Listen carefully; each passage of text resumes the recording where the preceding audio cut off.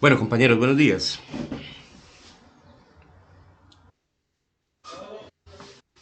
Bienvenidos a nuestra sexta tutoría de Seminario de Grado 2, Sistema Financiero Nacional e Internacional. El día de hoy vamos a tratar el tema de la banca central. Vamos a mirar cuáles son las funciones y cuál ha sido como la historia o la trayectoria de esa banca central, que es como la columna vertebral del sistema financiero que nosotros manejamos internamente y que es el que se maneja en prácticamente todos los países capitalistas en el mundo. Pero antes, como ustedes saben, hay un espacio muy importante para las participaciones, los temas que ustedes han leído durante la semana que les ha parecido interesantes y que nos quieran compartir en este momento. Los escucho, muchachos.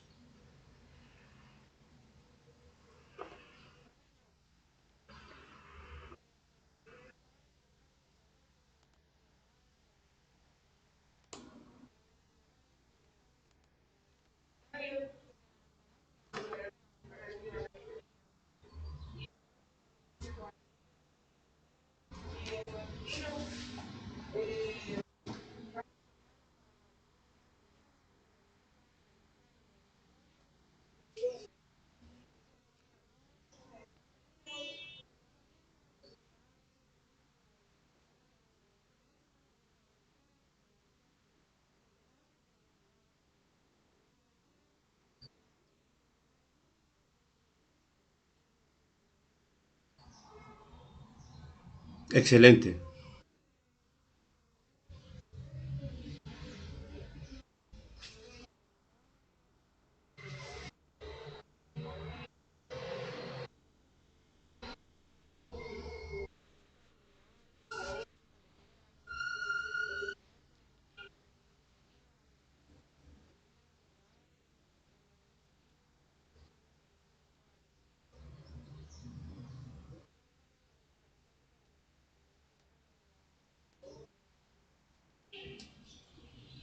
Muy bien. ¿Y qué te parece la medida? ¿Buena o mala?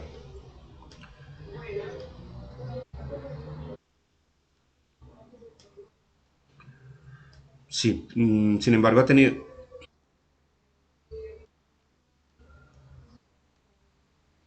Sí, claro. Sí, digamos que necesitan ayuda, sino que ha habido muchas críticas conforme a eso, porque es que, digamos que los que más están, o los, digamos que los más afectados son las personas o familias pues de estratos más bajos, ¿cierto? Y son personas que pues definitivamente en este momento pues no van a poder, digamos, posponer una compra en el mercado hasta un día de esos para ahorrarse, no sé, 20.000 pesos o pues sí puede ser para la economía, sino que es para un sector, para otro sector de la economía, es decir, no viene como a aliviar un poquitico la situación que están viviendo estas personas o estas familias, sino que puede ser, pues hay mucha gente que dice que puede ser aprovechado más por personas que tengan una capacidad adquisitiva más alta. Por ejemplo, la persona que tenga programado la compra de algo, algún electrodoméstico, alguna cosa, pues claro, la puede posponer para ese día. Pero los artículos de primera necesidad no. Si yo necesito hoy comprar arroz y comprar leche, pues yo no puedo esperar hasta que me estén rebajando el IVA. Sin embargo, como factor, digamos, podría ser como un factor multiplicador de la economía. Ahorita lo vamos a ver en el tema que tiene todo que ver con el tema de hoy, que es una de las funciones, digamos, de la política monetaria que maneja el gobierno. Una de ellas es la política fiscal. Y la política fiscal tiene que ver con los impuestos. Dice la teoría, claro, sí, la teoría económica moderna dice que una rebaja de impuestos dinamiza la economía. Sí, sí, porque pues obviamente debe generar más consumo, porque libera recursos. Es decir, si yo tengo que pagar un impuesto del 19% sobre un artículo que esté comprando, pues si lo voy a comprar sin ese impuesto, pues voy a tener capacidad para comprar un poquito más. Eso es como una lógica de la teoría económica moderna. Manuela, muchas gracias, muy buen dato. ¿Alguien más?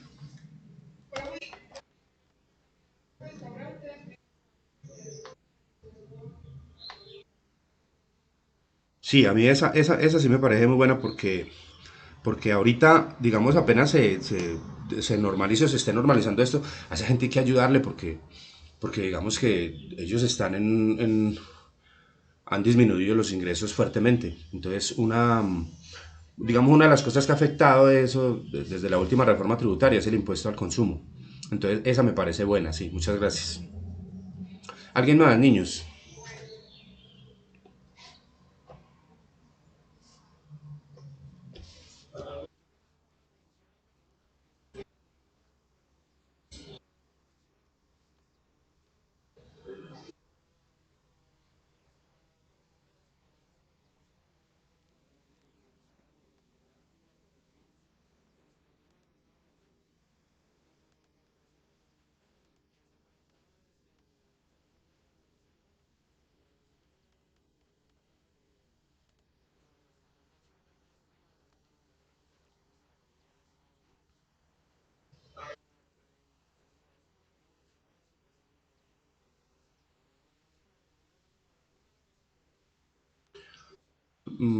Bueno, tiene que ver con la tarea que teníamos, la investigación sobre la Reserva Federal que vamos a mirar ahorita.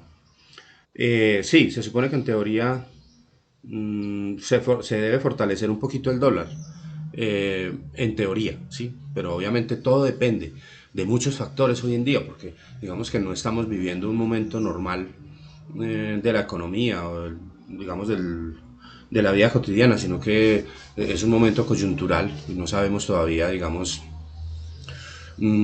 cómo cómo se van a poner las cosas más adelante. Sobre todo en Estados Unidos, que lleva esa cifra tan grande, ya está llegando a 100.000 personas fallecidas. Y pues es pues a pesar de que es un país con una población grande, Estados Unidos tiene cerca de 330 millones de habitantes. De todas maneras es una afectación grande. Pero sí, dice la teoría que debe fortalecerse un poquito el dólar en estos meses. Muchas gracias, Alejandro. ¿Algo más, muchachos?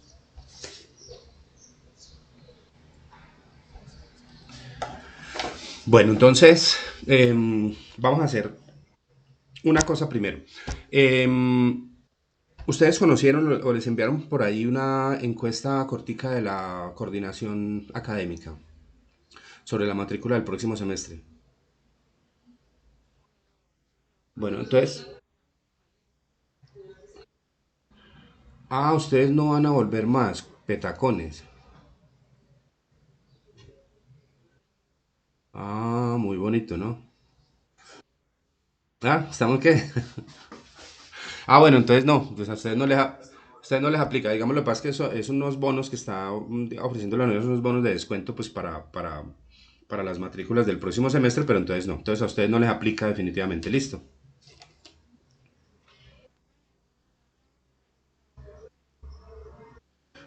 Ay, Manuela, no, sobre ese tema no, pues no lo manejamos nosotros. No sé, la verdad, nunca tengo ni idea ni cuándo son los grados ni nada de eso. Eso lo maneja toda la coordinación. Ya te toca. ¿Qué? Hay un, hay un WhatsApp eh, para que puedan hacer esas consultas. Si quieren, se los comparto.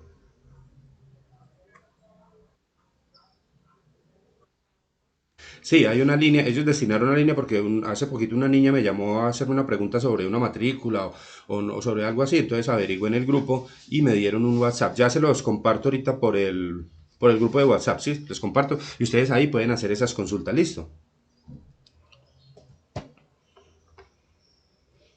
Bueno, muchachos, entonces, frente a la tarea que teníamos para hoy, ¿qué me van a contar frente a la Reserva Federal? ¿Qué es eso de la Reserva Federal?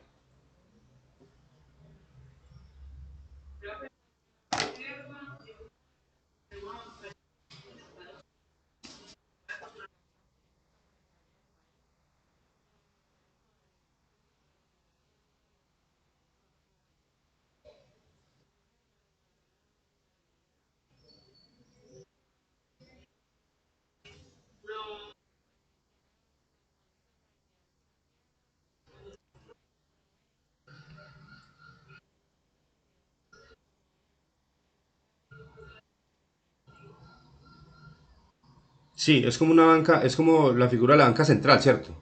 Lo que vamos a ver hoy que ustedes leyeron en el módulo. Lo que pasa es que tiene tanta fuerza y maneja tantos recursos que maneja, digamos, de alguna manera el precio de la divisa a nivel internacional y el precio de las tasas por las inversiones que hacen ellos, por medio de ¿Cuáles son las operaciones más importantes que hace la Fed? ¿Quién lo leyó?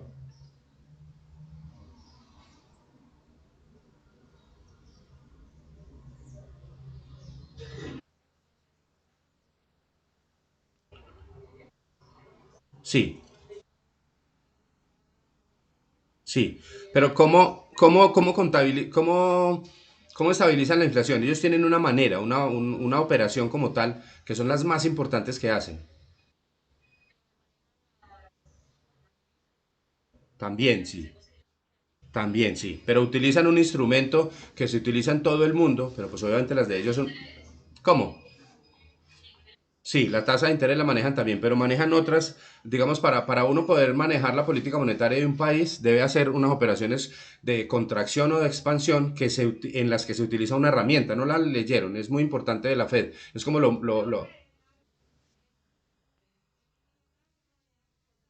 Sí, esos son funciones normales y las vamos a ver ahorita, también las tenemos acá, pero hay una operación que ellos hacen.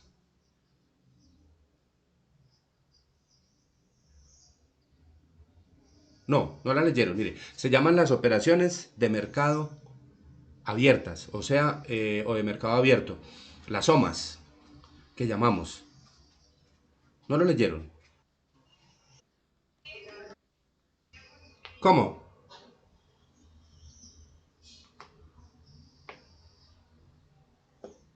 ¿Y cómo funcionan esas OMAS?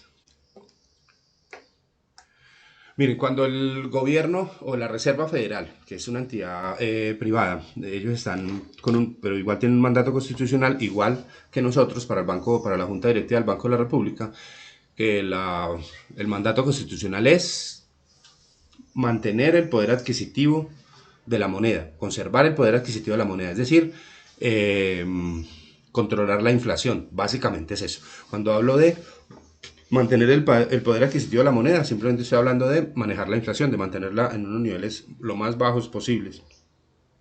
Entonces ellos lo utilizan. ¿Qué pasa con esto? Hay unas medidas que son contraccionistas y otras que son expansionistas, depende del momento de la economía. Cuando la economía se está recalentando, hay mucha demanda y los precios comienzan a subir.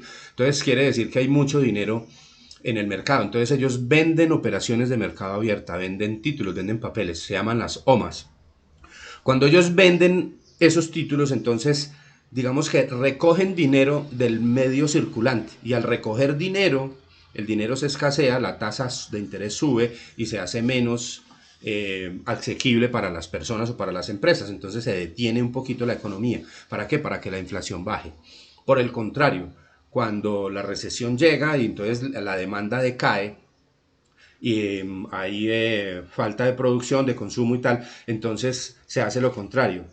Se compran operaciones, se compran OMAS, ¿sí? Se compran esos papeles. ¿Para qué? Para inyectarle dinero, para generar dinero en el medio y generar lo que llamamos el circulante, mayor nivel de circulante que ayude a las personas, baje las tasas de interés y las empresas endeuden, las personas endeuden más, tengan más acceso a recursos y generen más demanda.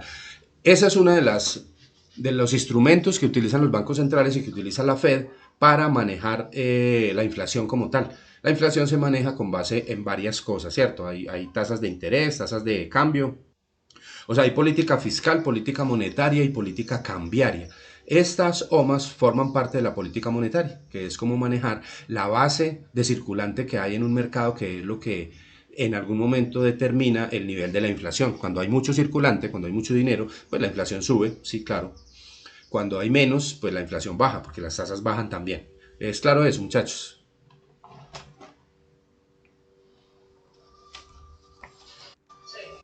Bueno, ¿y qué más me van a contar sobre la Fed? No más. Algo que no hayamos dicho.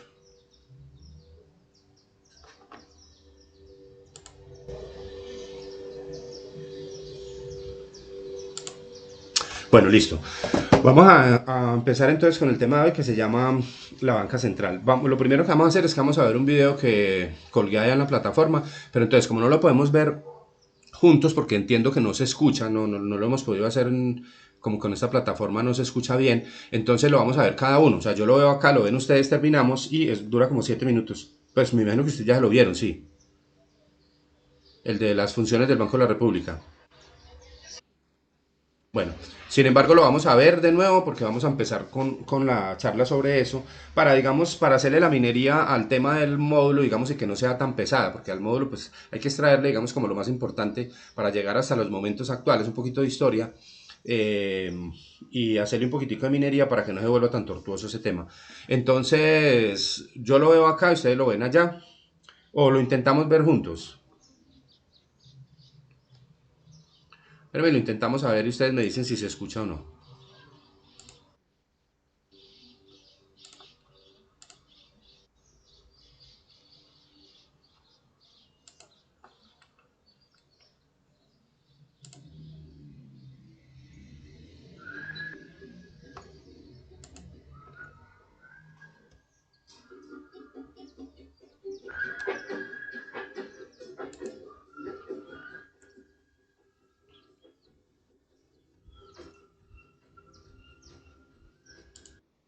¿Sí lo escuchan?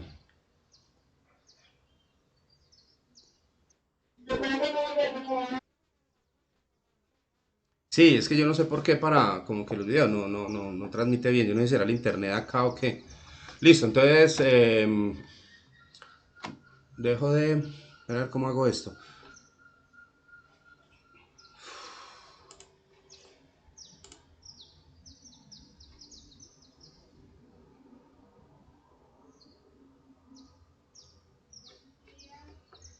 Listo, entonces lo vemos cada uno y nos vemos en 7 minutos, dura como 7 minutos. Listo, muchachos.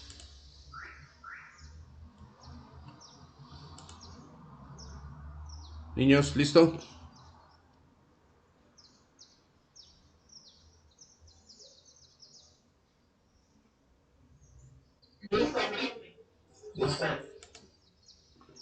Bueno, álvale pues.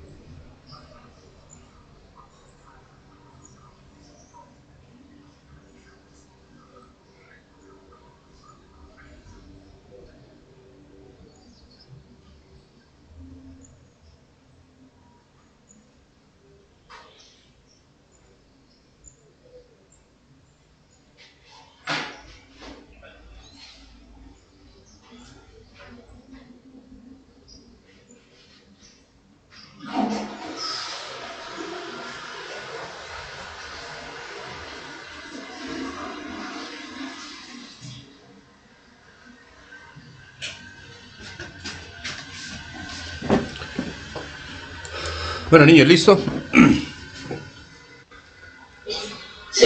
Bueno, ese videito me gustó porque es bien ilustrativo, o sea, está bien, como bien explicadito todas las funciones del Banco de la República. Las vamos a ver ahorita, pues, durante la presentación. Lo único es que perdón, en la temática del módulo, sino que hay una parte, digamos, que sí no está allí y que sí la vamos a tocar aparte, y es el área cultural del banco. No sé si ustedes conocían esa parte.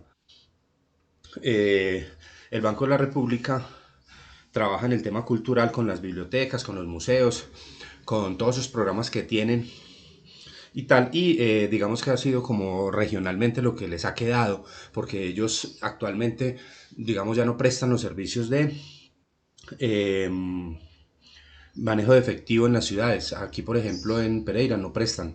Aquí no hay caja del Banco de la República como existió en muchos años. En todas las ciudades capitales había una oficina del Banco de la República con caja y tal. Hoy en día ya no. Hoy en día ya generan lo de los estudios económicos y la parte cultural, del servicio de la red de bibliotecas como tal. En los servicios económicos, en los estudios económicos, la publicación del Banco de la República lo hacen trimestralmente. Uno la puede consultar en la página o en una biblioteca del Banco de la República. Los estudios de coyuntura económica nacional son de los mejores que se hacen acá. Son larguitos y tal, pero son bien interesantes.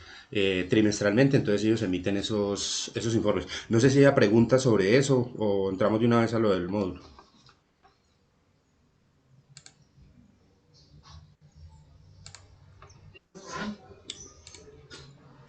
Listo, bueno, entonces vamos a mirar.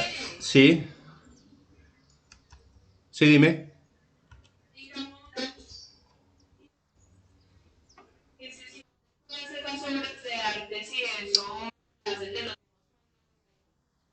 Perdóname, no te escuché la pregunta.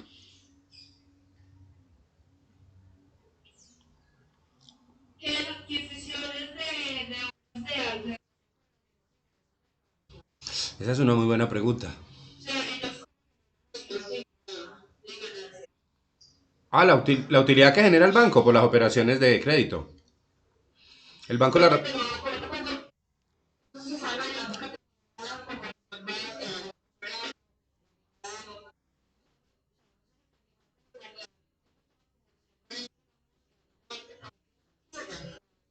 Eso es un patrimonio. Digamos que eso es un patrimonio nacional, eso no es de nadie. El Museo del Oro, por ejemplo, en Bogotá, no sé si ustedes han ido al Museo del Oro ahí en la séptima, eso es divino. O sea, hay cosas, hay piezas pues muy bonitas y tal, y lo guían a uno y le cuentan la historia de los quillacingas, de todos esos indígenas que se dedicaron a realizar esas piezas. Hay piezas muy antiguas y eso es bien bonito allá, pero eso no, eso simplemente, pues al ser propiedad del Estado, pues ellos simplemente lo administran. Pero eso no forma parte, digamos, de la operación financiera de ellos. ¿Cómo?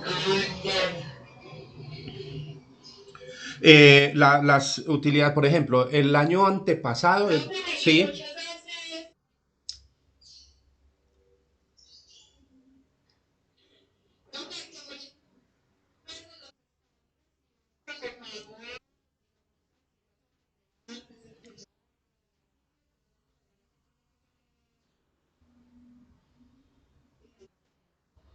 no, pues yo que conozca esas operaciones, no.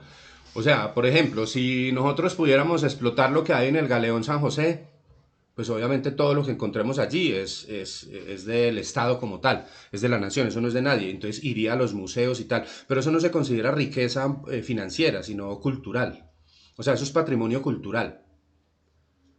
Sobre eso no hay una, digamos, no hay una ganancia o alguna, por ejemplo que sirva como de alguna reserva. No, no, realmente por ejemplo el oro que hay en el Museo del Oro en Bogotá no es considerado reserva. O sea, las reservas de oro que tiene el país pues estarán en lingotes. En la Reserva Federal o en alguna otra reserva a nivel mundial que la custodia, perdón, la administra el Banco de la República. Pero esos recursos no, esos recursos son patrimonio cultural. Ellos obtienen, digamos, la utilidad que obtiene el Banco de la República, porque el Banco de la República es una entidad muy rentable. Hace 2 años leí por ahí un informe que generó utilidades por más de 2 billones de pesos. ¿Y de dónde salen esas utilidades? Pues de las operaciones que ellos hacen con los bancos. Recuerden que una de las funciones que tiene es ser prestamista de última instancia de los establecimientos financieros. Es decir, ellos cuando un banco está, digámoslo, nosotros lo llamamos cuando está desencajado, es decir, cuando un día le retiraron más dinero del que tenía en sus arcas, pues tiene que salir a conseguir, la puede conseguir en el mercado interbancario, pero también puede tener un cupo asignado en el Banco de la República que le puedan prestar un dinero, ahí dice la temática que por una, eso es por montos, diga, perdón, por periodos muy cortos, mientras que el banco vuelve y se recupera. Y de esas operaciones, pues obviamente el banco obtiene unas utilidades. Lo que pasa es que como no estamos hablando de operaciones de 1 o 2 millones de pesos, sino que son operaciones muy grandes. Son operaciones de 500.000 millones, de 1 billón, de 2 billones. Cuando un banco grande, por ejemplo, como Bancolombia, que maneja unas cifras astronómicas financieras, pues obviamente las utilidades son grandes y son una entidad muy rentable. El Banco de la República es una entidad muy rentable y obviamente pues las utilidades que genera pues se las entrega al gobierno mmm, para presupuesto, para gasto, para funcionamiento normal, o sea, como Ecopetrol o como ISA o como cualquier otra de las entidades que tiene el Estado como tal.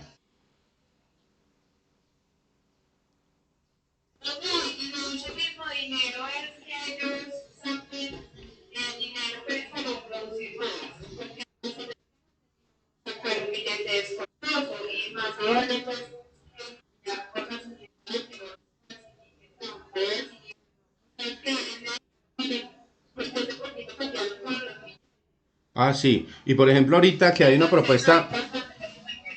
Claro, sí, eso es un costo que tiene el Banco de la República porque ellos son los que emiten la moneda y ellos tienen que comprar el papel porque nosotros no producimos papel moneda. El papel moneda se produce en Italia prácticamente todo. Y, y ellos sí tienen la imprenta nacional de billetes, entonces hacemos los billetes acá. Claro, eso tiene un costo de operación y tiene un costo, como cualquier producto, o sea, producir billetes es costoso, eso es uno de los costos que tiene el Banco de la República, eso no lo, digamos, no se lo repone nadie, sino que es un costo de su operación como tal, como una de las funciones que tiene que es ser el, el emisor de la moneda. Lo que pasa es que, digamos, hoy en día, pues ya no se da el tema de que las emisiones irresponsables que se hacían por allá antes de la Constitución del 91, muy fuertemente en los años 80, que el Estado ante la crisis financiera pues utilizó mucho la máquina de hacer billetes y eso pues desbarató la economía nacional. Eso fue que nos llevó a la crisis financiera, a una de las crisis financieras más grandes que hemos tenido, porque esas emisiones irresponsables, pues obviamente, digamos que desbaratan la fórmula de la base monetaria. Y la base monetaria es la que regula la inflación como tal, que es lo que se supone que debemos nosotros manejar. Eh, También ellos, por ejemplo, tienen que estar, además de la emisión, tienen que estar reponiendo los billetes deteriorados o las monedas deterioradas, tienen que estar permanentemente recogiendo. Eso lo recogen mediante las empresas que prestan los servicios, la Tomas y todo eso, los centros de efectivo que están en las ciudades y ellos hacen esas operaciones con una central que ellos tienen de efectivo muy grande en Bogotá, ahí por la Avenida El Dorado, antes de llegar al aeropuerto.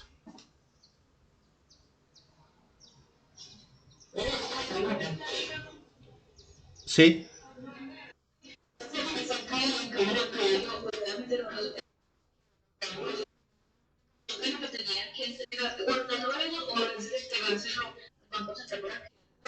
sí,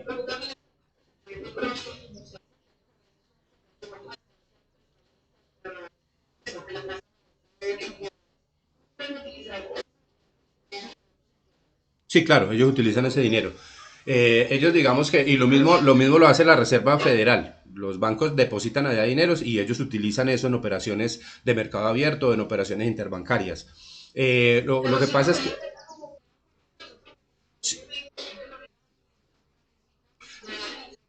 sí, lo que pasa es que las operaciones las operaciones interbancarias son a muy corto plazo. Yo les tal vez lo hemos tratado en otra tutoría, no sé, o con usted o en otro curso, no sé. Es que cuando eso funciona, sucede ¿por qué? Porque a un banco un día le retiran más dinero del que requiere. Por ejemplo, en Colombia llegaron muchos clientes hoy y retiraron en efectivo y se quedó sin dinero, ¿cierto? Entonces tiene que ir al Banco de la República a conseguir lo que le faltó. Es decir, ese día quedó desencajado de tanto dinero que entregó. Entonces, esas operaciones son por días, o sea, son 2 días, 3 días, 4 días, máximo, dice la ley, que pueden ser 120 días.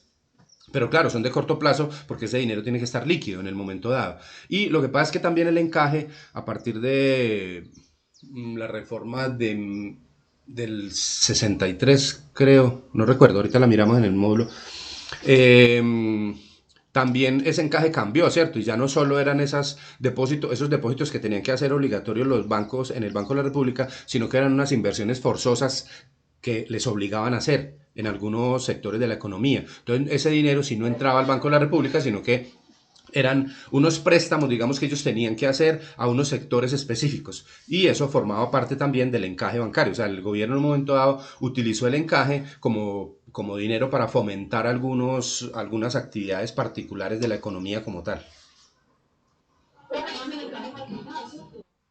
El encaje marginal es cuando ellos hablan, por ejemplo, de que el banco, la Junta Directiva del Banco de la República puede decidir encajes hasta el 100% por los aumentos en los depósitos. Es decir, en este momento tenemos un nivel de depósitos X, ¿cierto? Y la economía está funcionando bien. Si un banco recibe más dinero y deposita más dinero, es posible que el Banco de la República pueda decidir congelarle ese dinero. ¿Para qué? Para que no pueda trabajar con él, porque se supone que más dinero genera más inflación.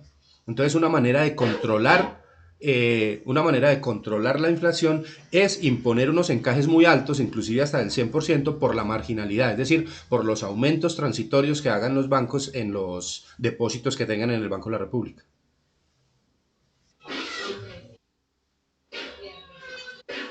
Hay un perro bravo. Cuidado porque, cuidado porque yo le tengo el pavor a esos animales. Esa es una teoría bastante cuestionable. De que los perros no muerdan, no, todos los perros muerden, ellos nacieron para morder. Lo que pasa es que no muerden a todo el mundo, pero que muerden, muerden. No, eso, ja, yo administro una propiedad y eso hay unos perrotes y la gente, no, es que los perros míos no muerden. Y yo le digo a la gente, pues no la muerden a usted, que es el dueño, pero a todo el que arrime y él se vea, es que él es territorial y él cuando vea, él es un animal y cuando él ve amenazado su situación o su territorio, pues obviamente abre la boca y clava los dientes. Eso es un peligrosísimo, y sí, yo no sé. Bueno, muchachos, más preguntas. Bueno, vamos a hacer. Ahí está.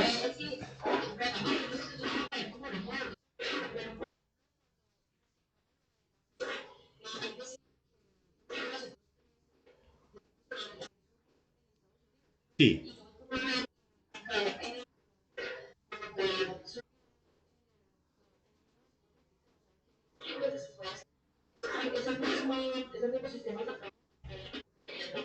No. No, lo que pasa es que son dos cosas diferentes. Una cosa es la banca central y otra cosa es la Reserva Federal. O sea, Estados Unidos ya trabajaba bajo banca central hacía mucho tiempo. O sea, ellos ya estaban organizados como banca central. Lo que pasa es que en 1913 ellos, por medio de una norma, configuraron esa reserva federal, ¿sí? Entonces, con 12 gobernadores, los bancos más importantes centrales de allí, ustedes saben que en Estados Unidos se maneja el sistema federal. Allá no hay centralismo, sino federalismo, es decir, cada estado maneja su política aparte.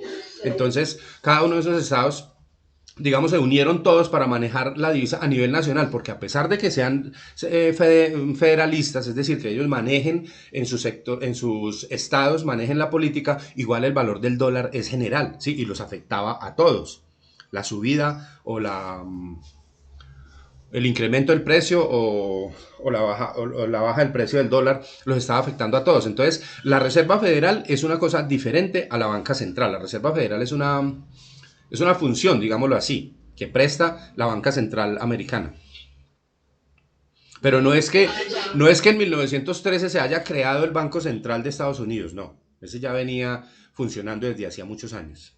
El de nosotros fue la reserva como tal, el sistema de la Reserva Federal, que es, digamos, una de las fuentes de intervención financiera más grandes que hay en el mundo. Es decir, la Reserva Federal marca todos los precios de los activos financieros en el mundo. ¿Qué pasa, por ejemplo? En Estados Unidos se supone que la inversión, la única inversión libre de riesgo, se supone, en teoría, ¿sí? Recordemos que el riesgo es inevitable, el riesgo está inmerso en todas las actividades y más en las actividades financieras. Sin embargo, en teoría, se considera que la única inversión que es libre de riesgo son los Bill Treasury, que son los bonos del Tesoro americano, que los emite la Reserva. Entonces, esos bonos se supone que son cero riesgo. Y cuando la economía mundial comienza a deteriorarse, por ejemplo, como en este momento, pues muchos de los capitales del mundo acuden a comprar esos bonos, así no paguen intereses, ¿sí?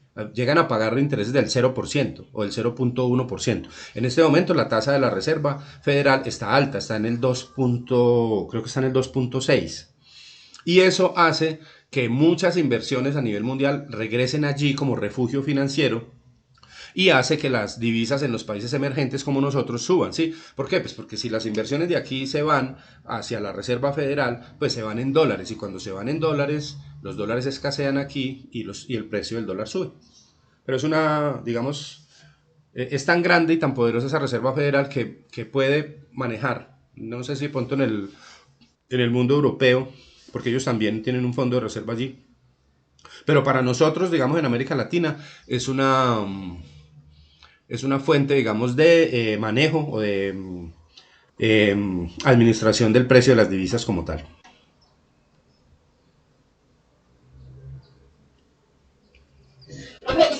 Eso surgió en esa época, fue porque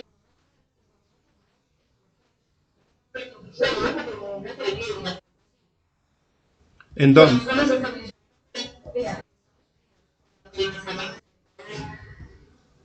en 1900.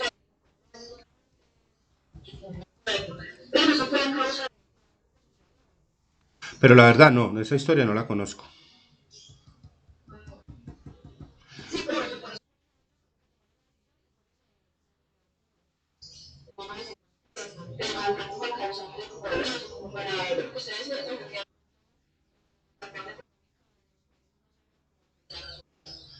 Sí, digamos que ellos lo que trataron de hacer con eso fue unificar de alguna manera la política monetaria a nivel nacional. Es decir, ¿por qué? Pues porque cada estado manejaba su política monetaria aparte, ¿cierto? Pero igual estaban afectados todos por un mismo precio de una divisa, porque el dólar sí es americano, o sea, no hay un dólar de la Florida y un dólar de Washington o un dólar de Texas, por ejemplo, no, hay un dólar general.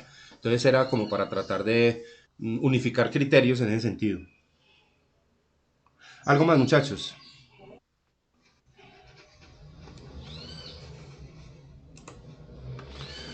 Bueno, vamos a hacerle minería un poquitico a este tema de la banca central. Ustedes saben que estos temas son pesaditos, pero pues como ustedes son tan juiciosos y hicieron esa lectura tan profunda, entonces me van a ayudar, ¿sí?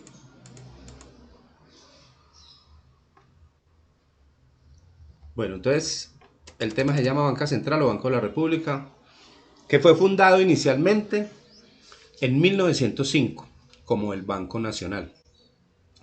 Eh, que fue, digamos, un intento como por constituir una banca central en Colombia. Bajo el gobierno de Rafael Reyes, ahí lo están viendo, muchachos.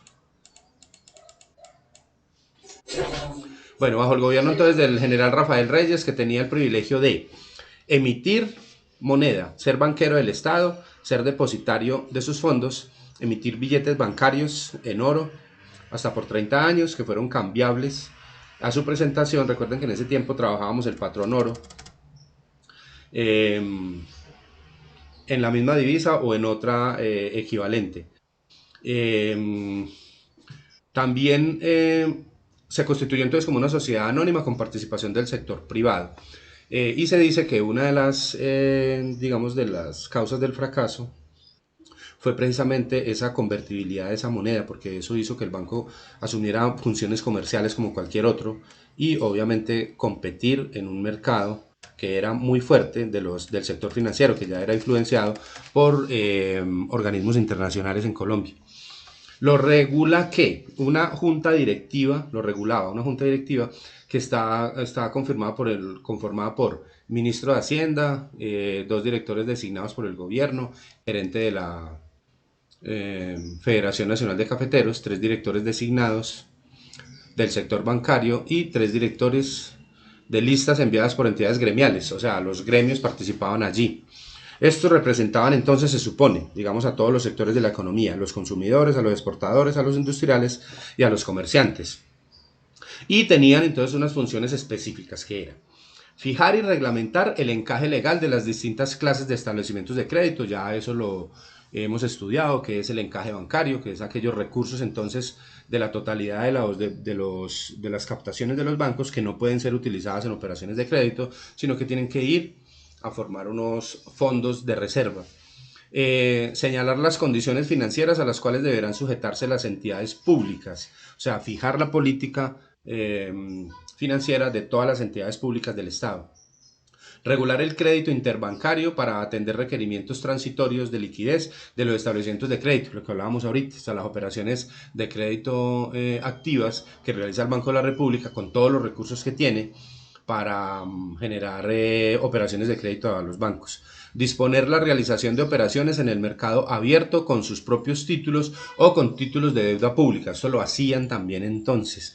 Esas operaciones de mercado abierto, lo que les comentaba ahorita, que es el instrumento de intervención más utilizado también por la Reserva Federal, son aquellas operaciones en las que el Estado logra irrigar moneda al medio circulante o sustraer recursos de ese medio, de ese circulante. ¿Para qué? Para tratar de regular la inflación, para manejar los precios como tal. También administran todas las reservas internacionales, ya nos los contó el señor allí en el video, conforme al interés público, al beneficio de la economía, con el propósito de facilitar los pagos en el exterior. Digamos que una de las funciones de las reservas internacionales que tenemos nosotros es facilitar el comercio exterior. Si no existieran esas reservas sería difícil hacer operaciones internacionales. No tendría las operaciones colombianas no tendrían soporte en el exterior.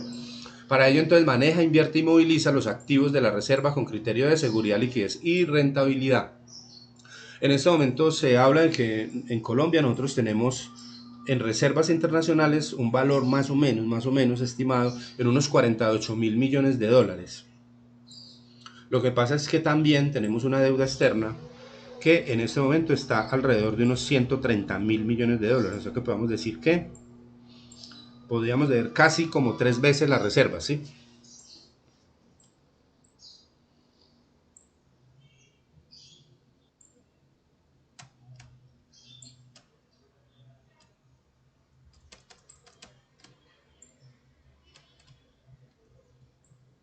Bueno, esa junta monetaria que gobernaba ese Banco de la República fue creada bajo el decreto 2206 del 63, la Junta Monetaria como tal. Antes era regulada por ese grupo de personas que mencionamos ahora y tenía el deber de estudiar y adoptar mediante normas de carácter general las medidas monetarias y de crédito. Y estaba integrada entonces por el ministro de Hacienda, ministro de Agricultura, el ministro de Fomento, que hoy es el de Comercio, Industria y Turismo, el gerente del Banco de la República, el jefe del Departamento de Planeación, antes se llamaba de Planeación y Servicios Técnicos, y los cuales desempeñaron un papel importante por lo general en el diseño y dirección de la política financiera y monetaria del país. Recordemos siempre lo que les comentaba ahorita. La política, digamos, general del Estado en materia financiera utiliza tres herramientas: política fiscal, política monetaria y política cambiaria. Bueno, también se le consideran poderes amplios para el manejo de la política monetaria, tales como determinar los cupos especiales de redescuento para operaciones en sectores que el gobierno deseare fomentar. Estas operaciones de redescuento nacieron mediante una ley, no recuerdo en este momento, en 1950, que son entonces aquellos recursos destinados a fomentar algunos sectores de la economía. Para eso están los bancos de segundo piso, de los que hemos hablado últimamente, como Bancoldex, como Findeter, como Finagro, todos aquellos, digamos, que tratan de incentivar alguna actividad puntual de la economía. Eso lo maneja el Banco de la República con la política monetaria. Determinar cupos ordinarios para préstamos y descuentos a los bancos en el emisor teniendo en cuenta el capital y la reserva de cada banco. Determinar las tasas de interés. La Junta, esa función del Banco de la República también es determinar la tasa de interés. ¿Por qué? Porque la tasa de interés regula la base monetaria, ¿cierto? A baja tasa de interés, pues va a haber más dinero circulante. A mayor tasa de interés, menor circulante. Depende del momento en que se esté desempeñando la economía. Si necesitamos una política contraccionista o una política expansionista.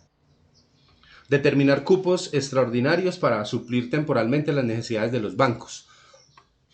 Determinar los requisitos que debían reunir las obligaciones redescontables, es decir, definir la política de las operaciones de crédito en los créditos de fomento, las que deben cumplir esos clientes que van a esos bancos de primer piso a solicitar los recursos que colocan los bancos de segundo piso para sus empresas o para sus cultivos, bueno, para el sector de la economía que se señale.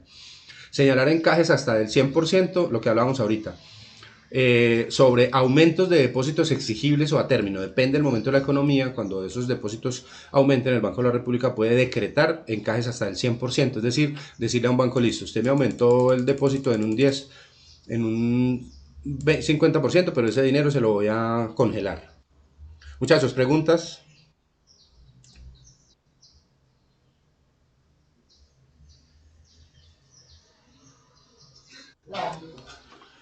Bueno, vamos a mirar entonces qué le sacamos a esta lectura. El objetivo general de la unidad entonces es analizar las diferentes formas de control en la inversión, generación y emisión de dinero. Yo más o menos les he contado cómo se genera la emisión de dinero, ¿sí? ¿Qué es lo que genera la ampliación de la base monetaria?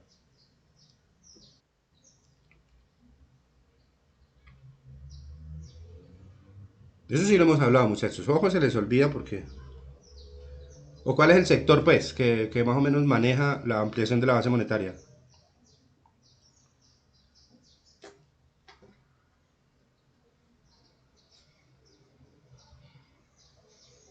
¿Se acuerdan del video que vimos del caballo con el señor, con las 100 monedas de oro?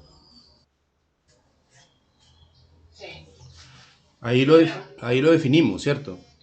¿Cómo se aumenta la base monetaria? Con base en esa generación de recursos que hace el mismo dinero. Es decir, un banco, ¿cómo lo explico yo, digamos, de manera como más práctica?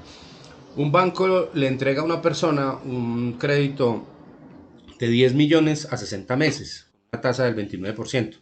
Esa persona le va a devolver al banco por esos 10 millones, le va a devolver un total de 16 millones 500. Es decir, que la base monetaria se va a aumentar en 6 millones 500. Ese valor, digamos, tiene que estar representado entonces en circulante. Entonces, así se aumenta por la diferencia o por la interacción de esos saldos que los bancos reportan al Banco de la República. Como tal, se genera la moneda. Es decir, como la economía se va expandiendo, se genera mayor valor. Así se genera, es decir, digamos, esa es como la fórmula para la ampliación de la base monetaria. De ahí salen esos valores. Es decir, no es de que el gobierno diga: venga, es que están faltando billetes de 50 o están faltando... No, es el sector financiero como tal. Lo mismo, si yo voy a un banco y llevo un dinero, llevo 100 millones, digamos, para un CDT, entonces el banco en un tiempo, digamos, me va a devolver 110 millones. Esos 10 millones adicionales también tienen que aparecer de alguna parte, porque si no, el mercado se quedaría ilíquido. Yo no sé si eso sea claro, muchachos, eso ya lo habíamos explicado por ahí en la tutoría, ¿cierto?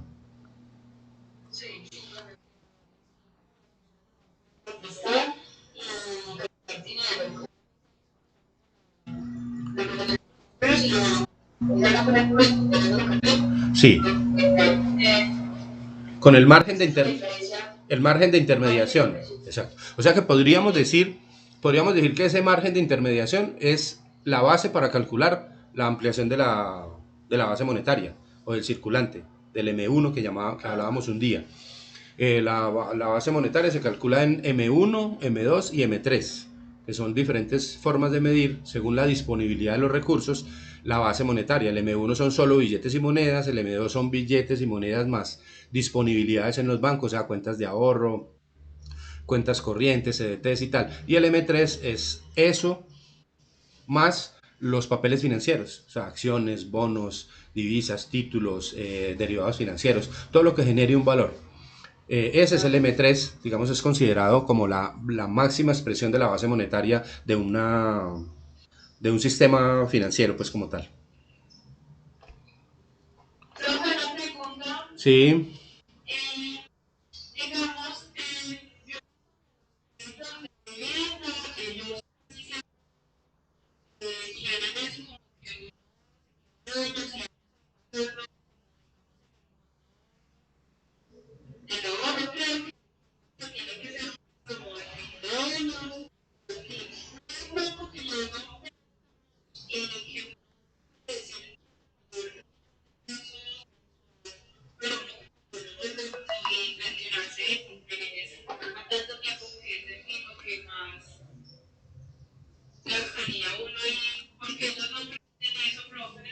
bueno, ¿con quién, ¿con quién estoy hablando? Hola Angie. Angie hace unas preguntas muy difíciles. Sobre todo por la mañana recién se levanta.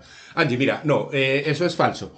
La ley de vivienda en Colombia está soportada en, valga la redundancia, en la ley 546 de 1999. Yo creo que ese tema ya lo hemos tratado. Sí. Sí, entonces esa fue, digamos, la nueva disposición. Entonces, uno de los términos de esa ley dice que los créditos de vivienda en Colombia, en cuanto a plazo, deberán estar entre 5 y 30 años. El plazo lo elige el cliente. Lo que pasa es que hay que mirar un tema, hay dos limitantes. Uno es la capacidad de pago de la persona y otro es una limitante que también tiene la ley que dice que la primera cuota de un crédito hipotecario no podrá exceder el 30% de los ingresos brutos de la persona. Entonces, es decir, tú, por ejemplo, te ganas, te voy a poner un ejemplo, tú tienes un ingreso de 2 millones, un ingreso bruto de 2 millones, y tú vas a adquirir un crédito hipotecario. La primera cuota de ese crédito no puede superar 600.000 pesos. Así tú tengas la capacidad para pagar el millón. ¿Sí? Pero la ley no lo permite. La ley solo permite que esa primera cuota represente solo el 30% de tus ingresos brutos. Entonces ahí hay una limitante, ¿cierto? Y lo otro es lo siguiente. Resulta que, obviamente, cuando tú vas a un banco, a cualquier banco, hoy en día, a solicitar un crédito de vivienda, el asesor o la asesora, muy linda ella y tal, te ofrece un crédito a muy largo plazo. ¿Por qué te lo ofrece a muy largo plazo? Porque es que ella necesita que le aprueben el crédito y entonces entre más plazo la cuota es más bajita y entre la cuota y siempre que la cuota sea más bajita pues va a tener más posibilidad de que le aprueben ese monto por la capacidad de pago. Yo no sé si eso está claro, Angie. Sí, entonces claro, tú vas a llegar y la niña te va a decir, no, es mejor que lo tome a 20 años, ¿sí? Y te calcula 20 años o 30 años. Claro, obviamente eso es mucho tiempo. Pero mire, esto,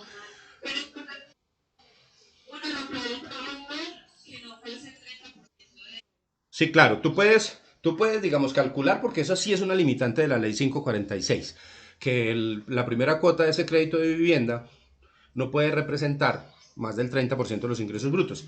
¿Y por qué habla solamente de la primera cuota? Porque cuando yo obtengo un crédito en VR, por decir algo, tú en enero te ganas 2 millones, ¿cierto? Y resulta que tomas el crédito entonces en VR y ese crédito, la cuota generó 600.000 pesos. Pero resulta que en diciembre tú por ese mismo crédito puedes estar pagando 630 o 640.000 pesos por efecto de la corrección monetaria. Y entonces, y todavía te ganas 2 millones, o sea que ya no va a ser el 30%. Entonces, por eso dice la primera cuota. No habla de las otras 179 o de las otras 239 si es un crédito a 20 años, ¿sí? O de las otras 359 si es un crédito a 30 años. Entonces, la ley, digamos, pone como esa limitante. Esto que les voy a decir, yo de pronto en alguna oportunidad se los he comentado, no sé, y tal, no es una publicidad, obviamente, pero pues yo me dedico también a eso. Yo tengo una empresa que se llama Intelfin, Inteligencia Financiera, y nosotros digamos que asesoramos a personas que ya han tomado créditos de vivienda a mucho tiempo para que el banco les modifique esos plazos, haciendo una inversión obviamente en la cuota para disminuir el valor de los intereses, ¿sí? Eh, es un tema, digamos, legal, está contemplado en la ley 546. Nosotros, ¿qué hacemos? Nosotros le planteamos a un cliente que tiene un crédito hipotecario eh, tres opciones, digamos, de cambio de su plan. Y si él acepta alguna, pues nosotros lo representamos ante el banco y digámoslo, pues que entre comillas, obligamos al banco a que modifique el plan. Se dan cosas impresionantes, por ejemplo, ahorros en, digamos, o ahorros en interés en créditos de 80 millones, también de 80 o 90 millones de pesos. Las cifras son impresionantes porque obviamente, digamos que el tema es porque cuando tú vas al banco, te voy a poner un ejemplo así rápido. Tú vas al banco y le dices a la niña, le dices, mire, yo voy a comprar un apartamento que vale 80 millones, pero yo no necesito sino 50, ¿sí? El banco igual no te va a prestar sino el 70% sobre el valor o el 80% si es por un convenio especial o si es por leasing habitacional que también se puede financiar el 80%.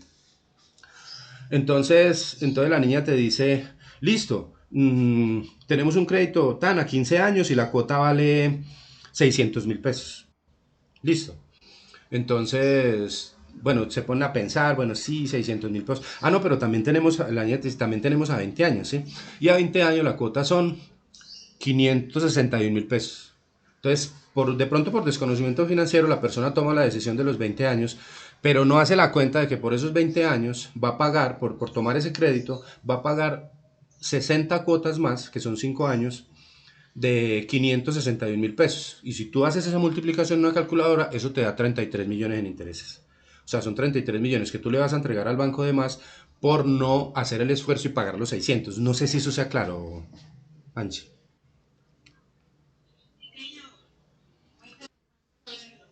Sí, entonces digamos que en los créditos hipotecarios hay veces que la persona le pregunta a uno, yo he trabajado mucho eso, pues ustedes saben que yo trabajé en el sector financiero, y entonces le preguntan a uno, ¿qué es mejor, pesos o VR? ¿Tú qué dirías, Angie? ¿Pesos o VR? ¿Pesos o VR? ¿Qué elegirías? ¿Quién da más?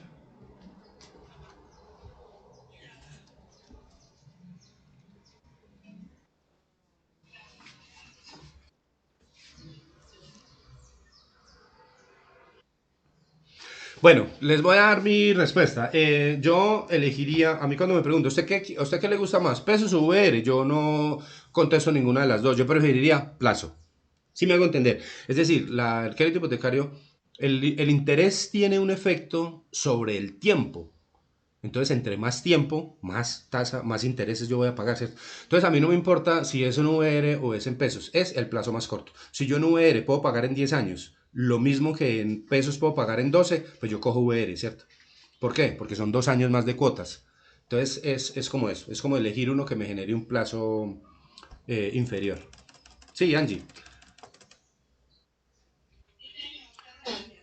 Bueno, listo. Vamos a ver entonces aquí a identificar las funciones del Banco de la República, pero pues ya las tenemos más o menos claras desde el video. Conocer el origen un poquito, vamos a hablar un poquitico sobre la historia, no mucho. Y definir la participación del emisor en el mercado financiero, que ya más o menos sabemos cuál es el papel que juega ese emisor. También se llama así, el Banco de la República lo llamamos el emisor en el mercado financiero, con todas esas funciones que tiene. Pero de todas esas funciones, recordemos siempre que la primera y el mandato constitucional es conservar el poder adquisitivo de la moneda, ¿sí? Es decir, mantener la inflación en unos niveles bajos. Bueno, así rápidamente se eliminaría a este modo lo que vamos a decir, miren.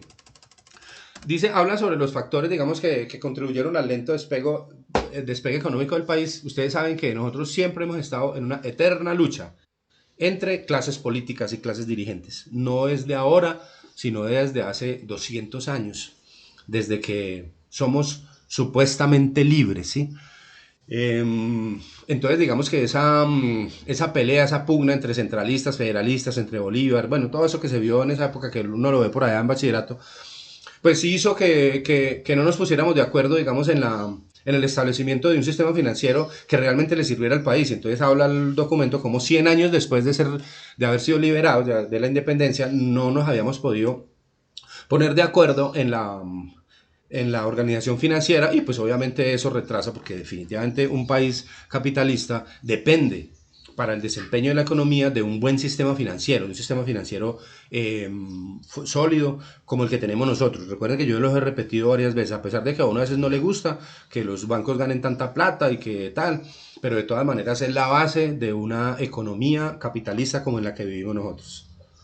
Entonces, digamos como un poquito, eso fue como el atraso que tuvimos en eso. El Banco Central entonces ya nos decía por allá la relación de conceptos que en 1905 el gobierno de Rafael Reyes entonces constituyó ese primer banco, pero resulta que ese banco también tuvo, además de funciones de banca central, tuvo funciones de banca comercial, es decir, salió a competir con los otros bancos y eso también hizo que fracasara porque hubo presiones muy grandes pues para evitar eso porque no está bien que el Banco Central esté compitiendo por los recursos con los otros bancos centrales. Debe ser un regulador de la política o de la función financiera, no intervenir directamente.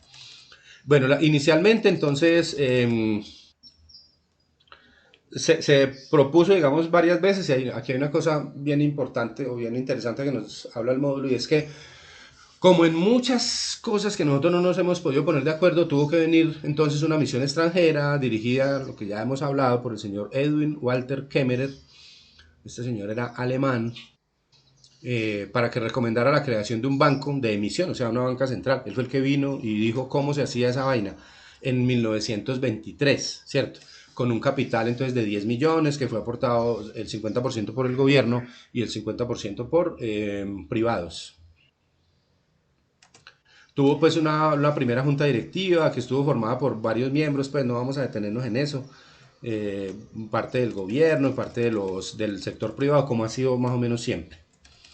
En 1930 hubo una segunda misión Kemmerer y en esas se incluyó la Federación Nacional de Cafeteros y las cámaras de comercio y al ministro de Hacienda como en las decisiones de ese banco como tal.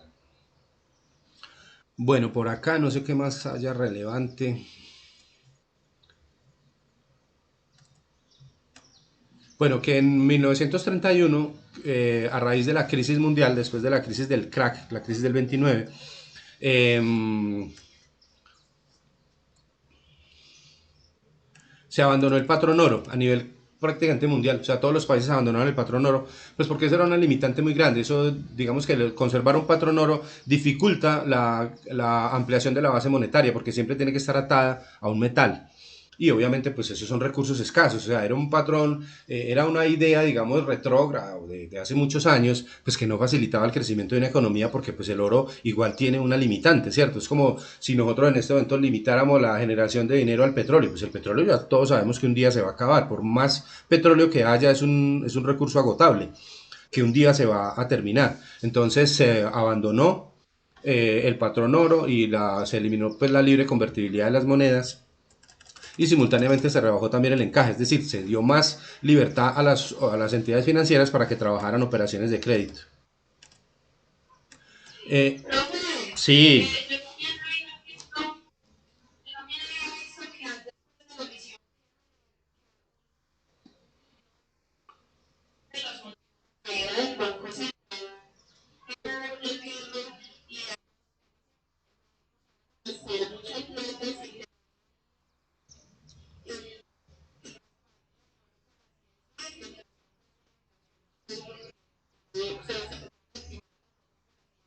sí,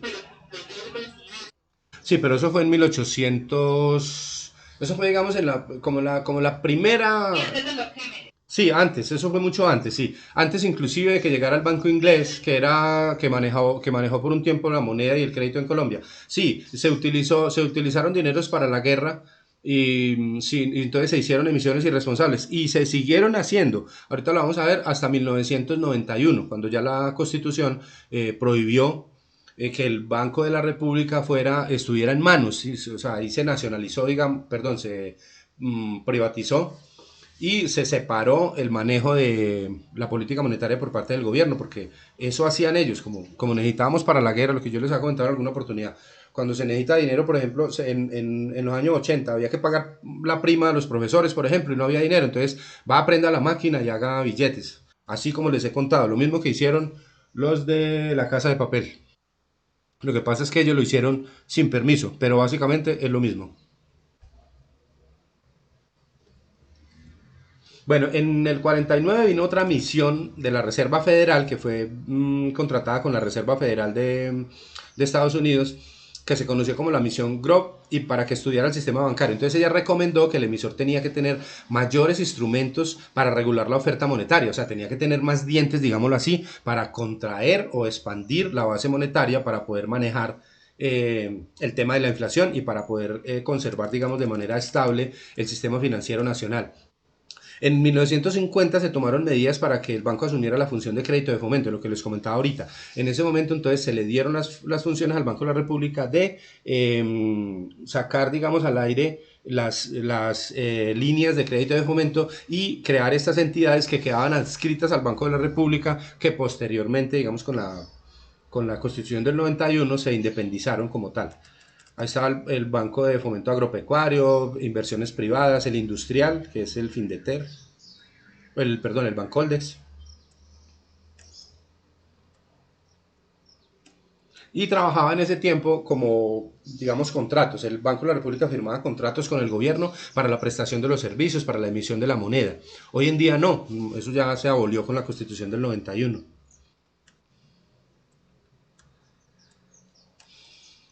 Bueno, estas funciones, miremos las últimas, más bien las recientes.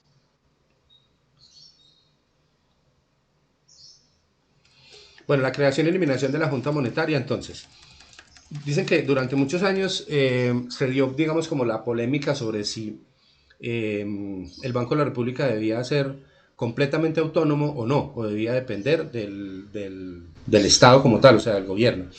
Entonces se decidió crear la Junta Monetaria, que era la que iba, digamos, a tomar las decisiones sobre la política monetaria del país como tal. Entonces, estaba integrada entonces en esa época, en 1963, por el ministro de Hacienda, que era el presidente de la Junta, el ministro de Fomento, el ministro de Agricultura, el jefe de planeación, el departamento de planeación, y el gerente del Banco de la República. Entonces dice que por esas normas posteriores también se incluyó al director del INCORA y a otros miembros. Y se firmó un contrato de 1973 entre el gobierno y el Banco de la República cuando expiró el contrato anterior para darle las facultades de la emisión de la moneda por otro periodo. Esta composición de esta junta directiva, bueno, no la miremos. ¿Qué más hay por aquí como relevante?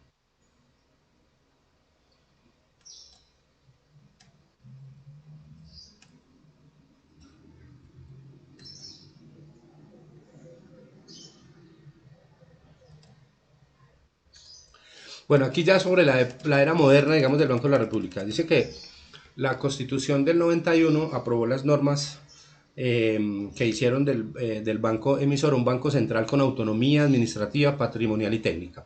No nos vamos a leer todos estos artículos, simplemente vamos a resumir que lo que decidió la constituyente del 91, ustedes no se deben acordar porque estaban muy chiquitos o todavía no estaban, fue darle la plena autonomía al Banco de la República, cambiar todo el modelo, digamos, financiero del país. Eso fue una cosa importante porque años antes de eso, por las emisiones irresponsables que hacía el banco, simplemente generando moneda sin tener ningún respaldo, pues fue que las tasas de interés fueron a dar al techo, se desbarató el sistema de crédito de vivienda, se desbarató el sistema financiero, vinieron las quiebras de las entidades financieras, la gente perdió dinero, bueno, hubo muchas cosas que generó esa irresponsabilidad, digamos, como el Estado manejó la política monetaria. Y vamos a mirar las últimas funciones, digamos, que le entregó esa constitución del 91 al Banco de la República, que esas son las que más o menos funcionan hoy en día.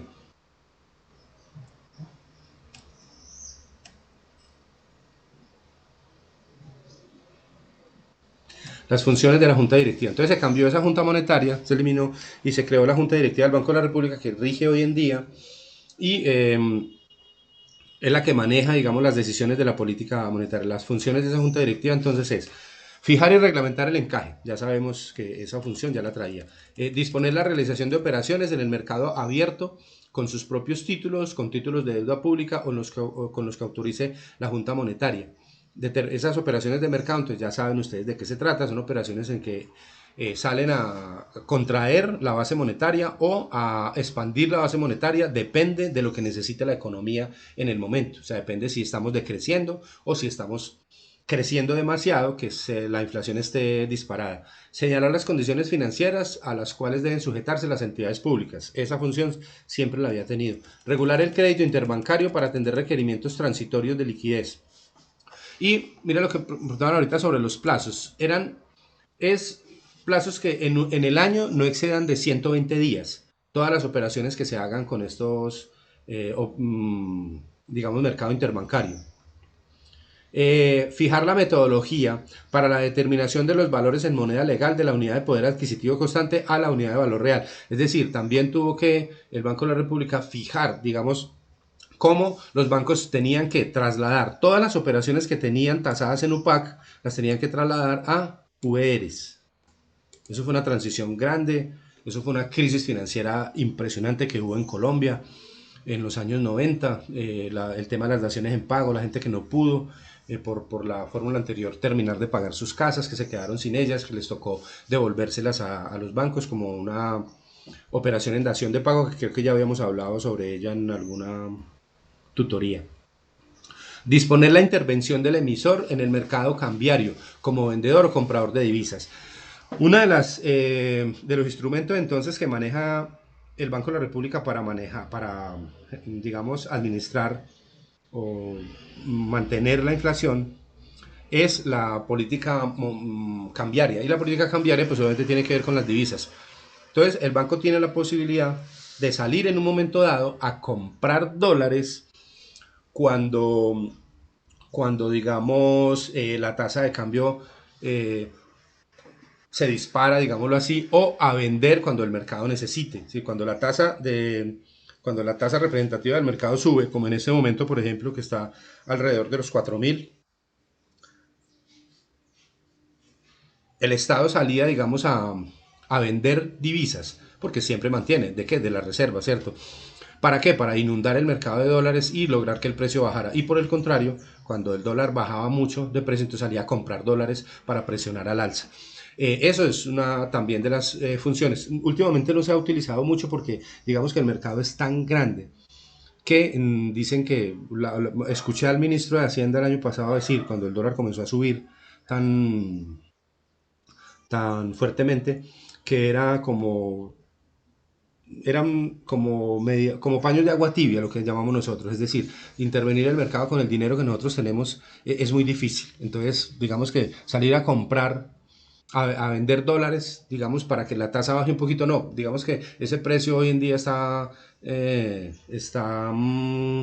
determinado por unas variables internacionales muy grandes que nosotros no podemos manejar internamente. Y obviamente ustedes saben que nosotros en el tema de la moneda extranjera, nosotros manejamos el método de la flotación, y la flotación es la libre compra y oferta y demanda de la divisa la que maneja el precio.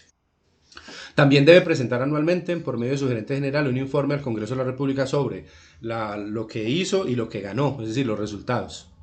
Se da cuenta también de la gestión de administración y composición de las reservas internacionales, es decir, administra las reservas que el país tiene en el exterior. En cuanto a las funciones del Banco de la República con respecto al gobierno y como banquero y prestamista de última instancia de los establecimientos de crédito, entre otros, se encuentran en relación con el gobierno, a solicitud del gobierno, actuar como agente fiscal, en la contratación de créditos externos e internos y en las operaciones que sean compatibles a las finalidades del banco. Es decir, cuando hablamos de ser agente fiscal, es que le presta los servicios al gobierno como de banca de inversión. Es decir, el gobierno tiene que emitir hoy unos títulos porque necesita un dinero, se tiene que endeudar más. Entonces va a emitir unos títulos, obviamente pues autorizado por el Congreso y tal. Entonces esa operación la hace el Banco de la República, no la hace el gobierno como tal. Otra, el gobierno consigue un crédito con el Fondo Monetario Internacional de 10.000 millones de dólares. Esa operación la maneja el Banco de la República, o sea, le hace como el agente, como el intermediario fiscal en las negociaciones que tiene que hacer el gobierno. Otorga créditos o garantías a favor del Estado en las condiciones previstas en el artículo 373 de la Constitución Política para ese tipo de operaciones y recibe en depósitos fondos de la nación y de las entidades públicas. La Junta Directiva señalará los casos y condiciones en que el banco podrá efectuar estas operaciones y servir como agente del gobierno en la emisión, colocación y administración en el mercado de los títulos de deuda pública, lo que les acabo de comentar. Prestar al gobierno nacional y otras entidades públicas eh, que la Junta determine la asistencia técnica requerida en asuntos afines a su naturaleza. Prestan también servicios de asistencia. Banquero y prestamista de última instancia de los establecimientos de crédito, eso siempre lo ha sido. Conceder apoyos transitorios de liquidez a los establecimientos de crédito, ya lo conocemos. Intermediar líneas de crédito externo para su colocación a través de los establecimientos de crédito y prestarle servicios fiduciarios de depósito, compensación y giro y los demás que la Junta Directiva determine. Emitir la moneda legal. Entonces dice acá que es por consiguiente muy amplia, digamos, la autoridad otorgada a la Junta Directiva del Banco de la República. Entonces digamos que lo más importante de esto es que un poquito sobre la historia, lo que nos costó tantos años ponernos de acuerdo con tantos decretos, con tantos ires y venires, para hoy tener, digamos, a partir de 1991, un banco central que realmente regule el sistema financiero nacional, que no dependa de las decisiones que tome el presidente o que tome el gobierno como tal o los ministerios, sino que sea eh, autónomo en todas sus decisiones como debe ser en un país capitalista, en un país serio, como se supone que somos nosotros. Muchachos, preguntas hasta ahí.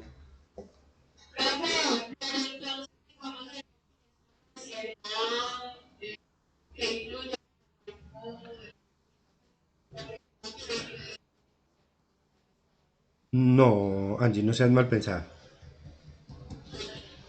Partimos de la buena fe. Acuérdate que a la gente hay que quererle. No, mentiras. El ministro de Hacienda tiene tiene un escaño en la. Es el representante del gobierno en la Junta Directiva del Banco de la República. En la Junta Directiva del Banco de la República está el gerente del Banco de la República, está el ministro de Hacienda, está unos representantes que son de los gremios. Hay un representante de la academia, por ejemplo, que lo sacan, va en representación de una universidad. Hace poco era un señor que fue decano eh, de la universidad no recuerdo qué facultad, de ciencias financieras de la Universidad Autónoma de Manizales. Eh, y otros representantes como de los comerciantes, el de FENALCO y así. Pero realmente el gobierno como tal no tiene sino un representante, que es el ministro de Hacienda. Él lleva sus recomendaciones, él hace sus peticiones allí, pero recordemos que ya no puede, sino en ocasiones muy, pero muy especiales, o sea, muy particulares, solicitar un préstamo directo al Banco de la República. Hoy en día no lo puede hacer. O sea, no puede decir al Banco de la República, présteme 1.000 millones, présteme 50.000 millones, no, como lo hacía anteriormente. Solamente en situaciones pues extremas y con el voto favorable de todos los miembros. Tiene que ser decisión unánime, no puede ser con mayoría simple.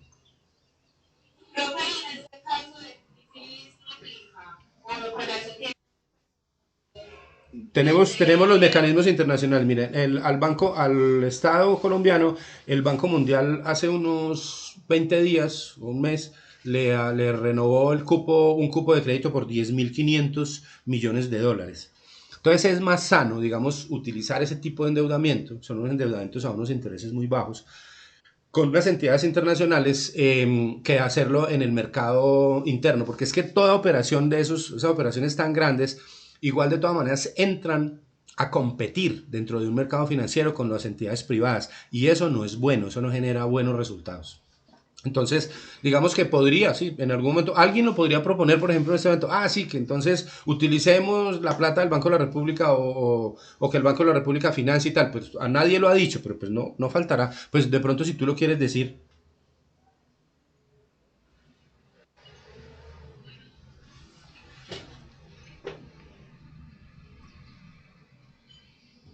sí, buenas.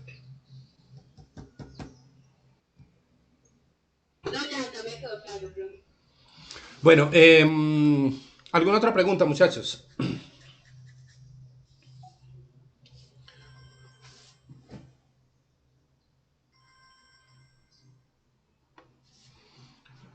Bueno, sobre lo último vamos a hablar un poquitico sobre el crédito de fomento, pero pues sobre esto ya hemos hablado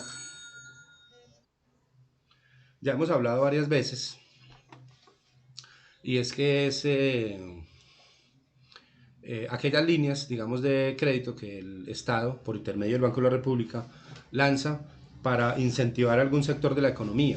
Por ejemplo, en este momento estamos hablando de ese crédito para la nómina, digamos, que puedan necesitar algunas empresas, o bueno, temas puntuales.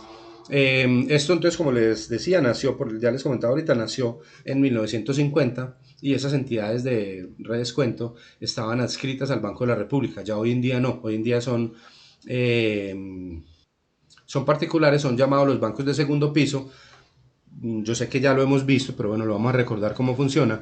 Cuando el gobierno lanza una línea de crédito de fomento a través de Finagro, por ejemplo, para unos cultivadores de palma en, no sé, en cualquier parte. Entonces, la entrega, ¿cierto? La coloca ahí en el ambiente. Dice, listo, Finagro tiene una línea de hasta 500.000 millones para pequeños productores de palma en el departamento de Córdoba, por ejemplo. ¿Sí? Entonces, esas personas se pueden acercar a los bancos comerciales, que son los bancos de primer piso, y solicitar la línea. Entonces van allá y le preguntan, pero venga, yo estoy interesado en la línea de Finagro para la palma, para los cultivadores de palma de tal. Entonces le dan las condiciones, y tiene que cumplir estas condiciones, y el banco le entrega el dinero, si le aprueba el crédito, pues le entrega el dinero. Recordemos que a pesar de que es dinero del gobierno, la cartera la tiene que manejar el banco de primer piso, es decir, el banco estudia capacidad de pago, bueno, no sé, todas las condiciones de crédito normales para poder entregar, y luego de que entrega el dinero, luego se llama redescuento porque esa entidad financiera le descuenta ese desembolso al valor del fondo que tiene el banco de segundo piso, es decir, el banco de segundo piso le entrega otra vez ese dinero que el banco entregó. Y eso se llama redescontar, es descontar doblemente. Entonces, así funciona. Luego entonces el banco recibe las cuotas del crédito, se queda con una parte, que es la intermediación financiera, y el resto se lo entrega al banco de segundo piso, que también va a obtener pues una utilidad allí, porque esos dineros no son gratuitos. Por lo general son a tasas muy bajas, pero pues tampoco son gratis. Son créditos, por ejemplo, al DTF más 2 puntos, que hoy en día estaríamos hablando de tasas del 0.5, 0.6%, algo así. Así más o menos funciona. Entonces, hay línea para los empresarios como tal, que es Bancoldex, que anteriormente pues era el Banco de Comercio Exterior, pero hoy en día es el banco empresarial por excelencia en Colombia, es el que más se mueve. Finagro, que utiliza el tema agrario, que interviene el tema agrario, y Findeter, que le hace préstamos a las entidades territoriales como alcaldías y gobernaciones para desarrollar proyectos de desarrollo, vías, bueno, no sé, todas las inversiones que tengan que hacer esas entidades. Muchas sus preguntas hasta ahí sobre la banca de segundo piso.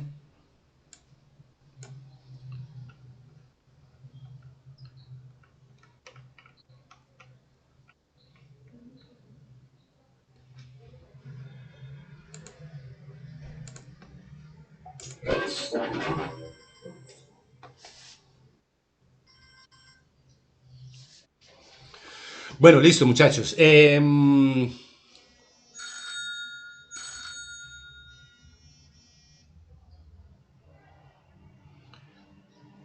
Discúlpeme un segundito.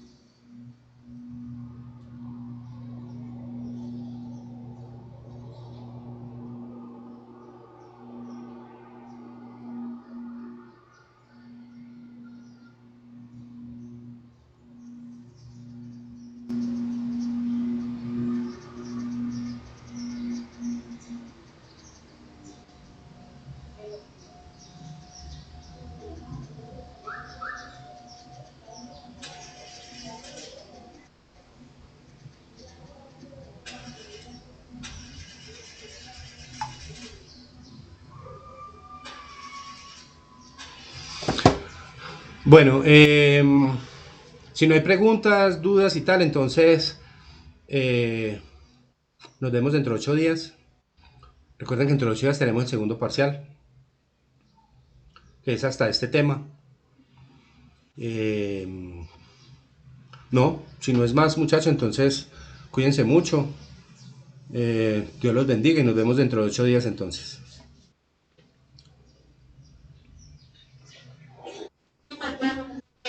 A ustedes muchas gracias, muchachos.